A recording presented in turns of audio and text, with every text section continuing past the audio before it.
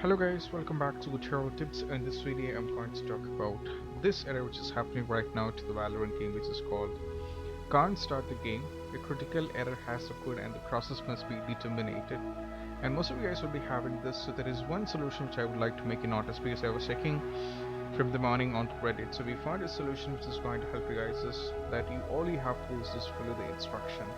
That is, you just have to go to the menu, which means you have to add exception in avast antivirus, and to do this you just have to go to menu, then you just have to go to settings, then in general tab you have to click on exception, then you just have to add exception and browse respective folder from the Riot Games, and tick the box next to the press OK and add exception. Then you just have to restart your computer, and most probably this will be fixing the issue up. As you can see that it worked for many. Now many of you guys has voted this up and it really helped them. This is about how to fix, a critical error has occurred and the process must be determinated, and this is how you can fix this up, so you don't have to worry. I'll be providing a link in the description to the same article, and also I'll be providing the steps in the description so you can watch from there itself, and this is about how to fix this up.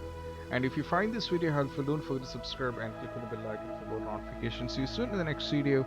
Peace out.